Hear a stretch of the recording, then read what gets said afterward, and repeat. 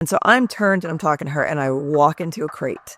And in big, like 6-inch block letters across the top is shipped to the Islamic Republic of Iran. And I look at her and I'm like, no, seriously, this is going to Iran? And she's like, yeah. And I was like, oh. And she goes, is that a problem? And I'm like, yeah, it's a big problem.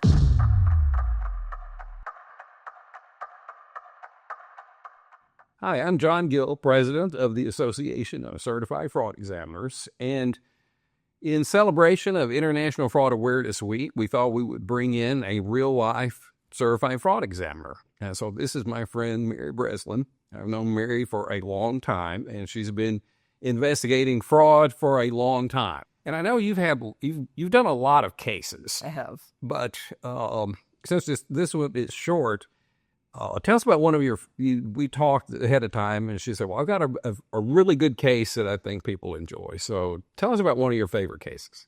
So one of my favorite and biggest cases was a dual case. It was two companies. It was Robbins and Myers and Schlumberger.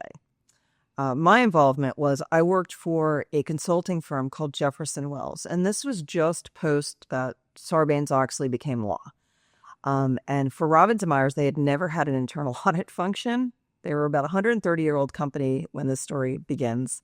They had never had an audit function, so now they're required, because they're publicly traded, to their Fortune 500. It's all in place, but now we're doing the internal audit piece. They have to do proper internal audits. They never had that before. So we're going around doing these proper internal audits. This story takes place in Belgium. It was a manufacturing plant that was what we refer to as a finishing plant in, I believe, Liège, which is about an hour outside of Brussels. And I had never been there before. My team was already there working. I got there probably a week after they got there. And I was getting a tour of the factory. I'd never been there. A finishing plant is a really fascinating thing. What they made was, they called them vessels, but they were really just big steel bowls. And then they were lined with glass. And that's what pharmaceutical companies use to mix drugs in. A very difficult process to get glass to adhere to steel. There's only a couple companies in the world that had the technology to do it. This is one of them. I'm kind of fascinated. I've never seen this before, so I'm getting a tour. And I'm doing exactly what you're not supposed to do when you're walking around the manufacturing plant, which is not looking where I'm going. I'm talking to the plant manager because she's fascinating to me, because she's the only plant manager that's a female that I've encountered in this company. And now I've been with them for about 2 years, right? So I'm fascinated by her. And so I'm turned and I'm talking to her, and I walk into a crate. A big crate. It's probably like 4 feet by 4 feet by 4 feet, a big cube. And I look down at the crate, and in big, like 6-inch block letters across the top is shipped to the Islamic Republic of Iran. And I look at her and I'm like, and she's like, what? And across the top, like diagonal on the crate, it says made in the USA. And I think this is a joke. Like, I actually think like maybe they're punking me to be funny. And I look at her and I'm like, is this for real? And she's like, yeah, why? And I'm like, no, seriously, this is going to Iran? And she's like, yeah. And I was like, oh. And she goes, is that a problem? And I'm like, yeah, that's a big problem. She's like, why? And I'm like, it's a fully embargoed nation. Now, an extra layer of interest to this case is because of the product itself, we didn't just have to worry about these like there were 7 countries at the time that were fully embargoed. You couldn't even send humanitarian aid from America, right? There was like another 30 that were embargoed for this product, because this product apparently could be easily turned into a bomb. So there's a long list of countries that we cannot sell to. And because I'm a good little auditor, I like pull out the code of conduct, which I of course have in my briefcase, right? And I show her like the list, and she's like, oh. And she's like, ah. And I'm like, well, you received the code of conduct. And she's like, sure. And this is back when these things were still new. You know, we've all heard that story. You signed it when you get hired, and then you never see it again, right? And that was the situation for her. She never knew it. And I'm like, okay, are we shipping to any of these other countries? And she's like, yeah. So I go up, I meet my team, and I'm like, okay, we have all hands on deck kind of drill going on. We got to stop. We got to get our arms around this. Now, at the time, I assumed that this is strictly a training issue, right? This is in Belgium. These are American rules. We have not set expectations properly. So I get my hands around it. Just that year, there were like roughly 140 shipments to embargoed countries. And that's just for that year. So now I got to go, and we're in like June. So we're only like halfway through the year. And I assume that the reason this is happening is because the finishing plant, which ships to the customer, is also where the orders come in. Okay. And then they tell the steel manufacturing plant who makes the steel bowls outside of Pittsburgh what they need. So Pittsburgh's like kind of in the middle. They're not seeing where the order is going or anything. They're just shipping to Belgium. So in my mind, this is an easy peasy problem. Compliance failure. This is a compliance failure. And so once I spend a couple days, we get our arms around what we've seen for the year. I call the chief auditor and the chief risk guy, and we talk, and I'm like, this is what has to happen. One, we need to stop immediately, cease, desist, stop. Two, we need to get our arms around whatever general counsel thinks is appropriate for self-disclosure. Like, how far back should we go? I have this year. I'm not going to go further back until general counsel tells me to go further back, right? I don't know what's appropriate. And three, we clearly need some export compliance training, right? And they're like, yep, total agreement. So I write up my report. I've stopped at that year's worth of data because, I'm going to wait for legal, advice on this because it is a legal issue. And I go on my merry way, right? We have a plan. And the chief audit executive, he's copying me as he's like engaging various firms to get like a bid for a proposal for export compliance training, putting that in place. At the same time, general counsel hires external export compliance experts, legal counsel. Okay. And he copies me too. He sends, and that's important because I'm a third party. I don't collect my paycheck from Robbins and Myers. I collect it from Jefferson Wells. So he emails this external legal group to get advice on it. He sends them my report that I wrote that details out everything that we found and the issues and blah, blah, blah.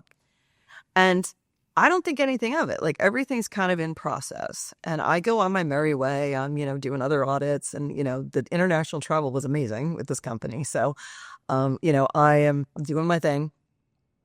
About, I don't know, probably 5 or 6 weeks later, I get copied on the response from the external counsel, the export compliance experts. And they have like a 10-page report that they have sent to us. And basically what had been asked of them is, can you please look at everything? Is the auditor correct? Am I correct? Or, she's not an export compliance expert. Are there any loopholes that like maybe it's not as bad as we think it is, right? Like that kind of thing. And they send this report back and they kind of detail like all the laws that we've broken and basically say, there's no loopholes. This is very bad and never contact us again. Oh, wow.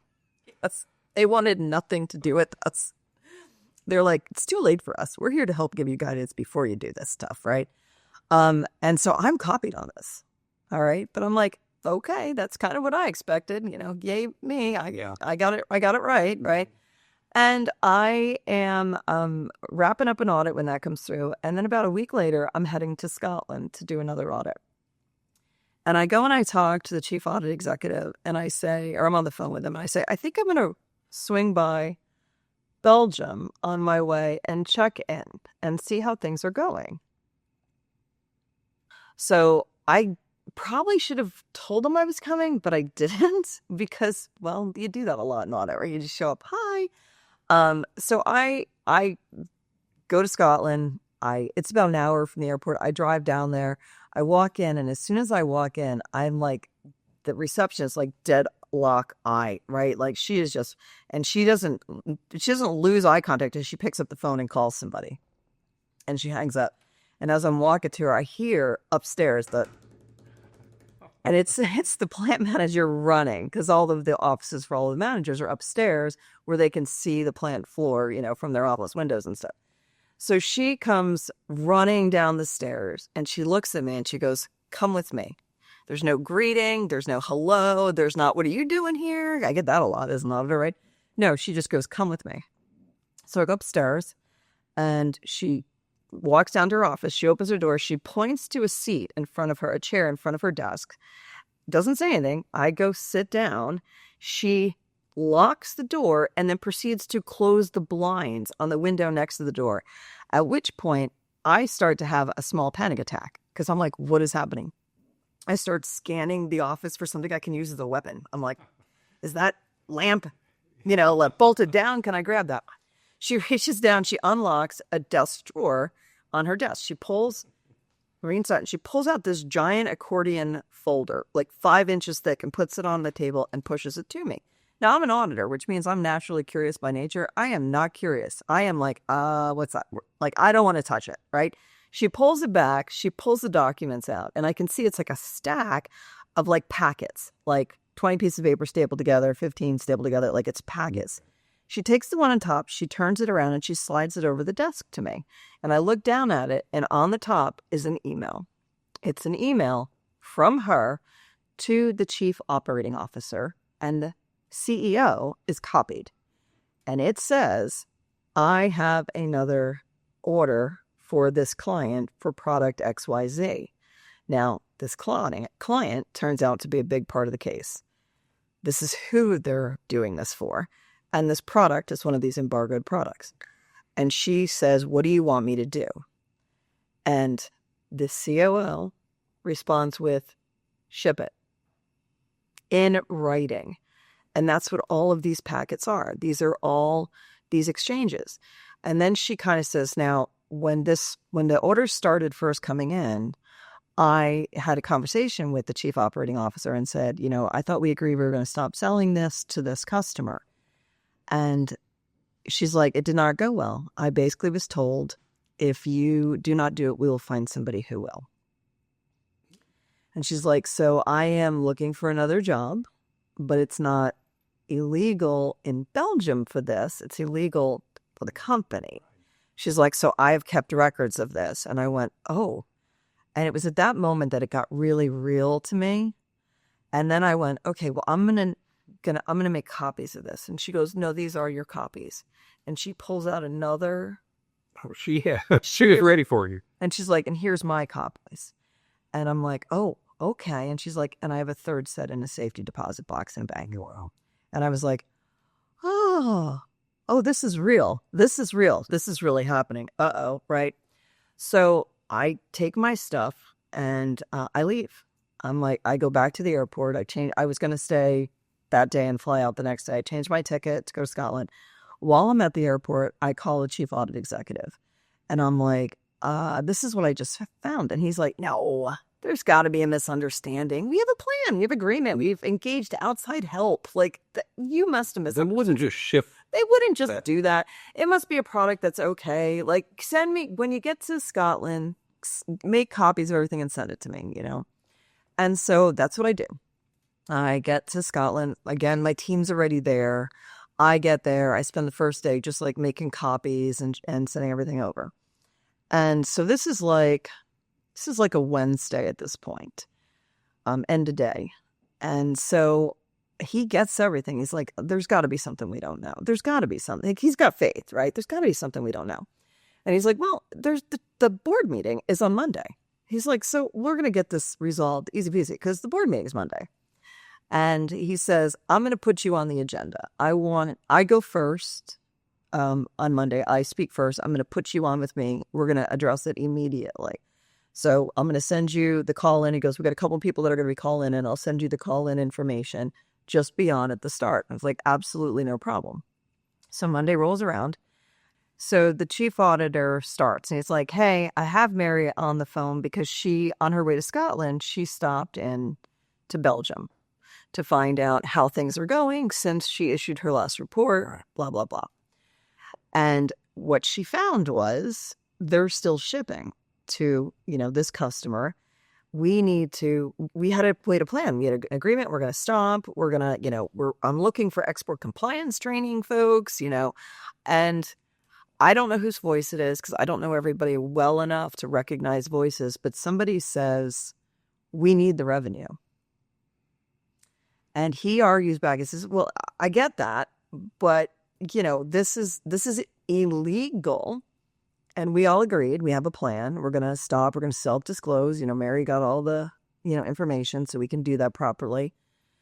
And the same person says, I hear you, but we need the revenue. We cannot stop shipping to this customer, because if we stop shipping to those places, they're going to just go get it from somewhere else. And we're going to lose a big portion of our revenue because the customer was significant, right? And at this point, they start bickering, and it takes about 30 seconds for everything to just go crazy. And people are just yelling at each other, screaming at each other. I mean, it goes on for several minutes, and talking over each other, yelling at each other. I have no idea who's saying what, but a lot of not so nice things are being said. And finally, somebody starts banging on the table. And I assume it's the chief audit executive, because he's the next one who speaks. And I do know him. I know him very well. And obviously, I did this case with him later for years. He says, look, we had a plan, and this is how this is going to go. I am not going to destroy my career, my reputation, all of my certifications. He had a number of certifications, CPA, CIA, CFE, all sorts of certifications.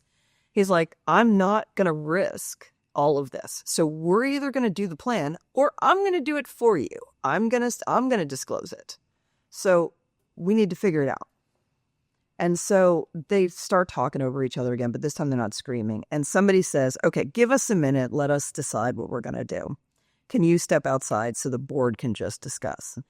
I don't know if the other executives were asked to step outside or not. They might have been signaled. All I know is people did get up and leave. The door closes. And the first thing that is said is somebody goes, well, he's clearly not a team player.